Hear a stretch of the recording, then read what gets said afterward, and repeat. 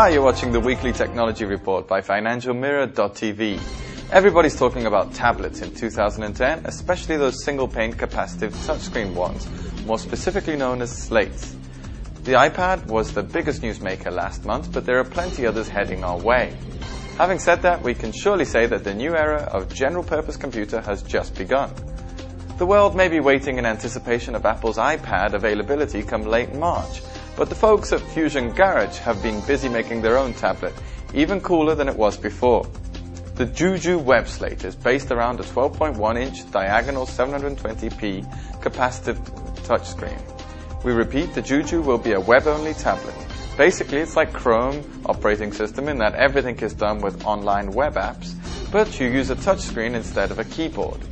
You'll have a 4GB local cache for storage, but don't think of it as real storage. It will also have a 5-hour battery life, run Wi-Fi only without 3G, and comes in only one color.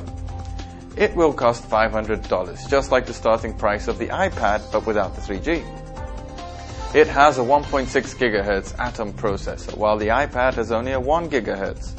Now for the real fun part. The JooJoo will support full Adobe Flash playback at launch, and HD Flash once Flash 10.1 is officially released. So we are happy about the Flash support, as browsing with the JooJoo is going to be an uncompromised web experience. Since they'll have Flash, and you'll be able to use sites like Facebook in their full glory, not miniaturized app form. Turns out it's quite a capable little device, and chief among its feats so far seems to be a smooth 1080p YouTube playback. The big news is that they're planning on opening a web app store. The CEO of Fusion Garage says that one of the iPad's advantages over JooJoo was the App Store, which made an app discovery easy through categorization. The JooJoo take is that the internet is the largest app store, and what they'll be doing is categorizing all kinds of web apps in an app store to make them easy to find.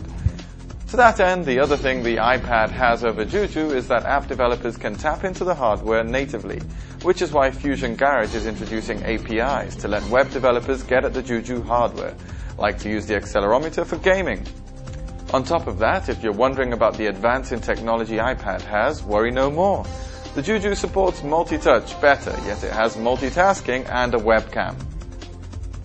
The only downside we can see from the specs of the JooJoo is that it only has 5 hours of battery comparing to the 10 hours the iPad has. It weighs more and it doesn't sport a 3G connection. It looks like in a couple of months these two tablets will compete head-to-head, and we can't say how much we anticipate finding out who will be the winner. But we're interested to hear your thoughts on this too, so do let us know which one looks more attractive to you. And that's it for now. Tune in next week for another tech update by FinancialMirror.tv.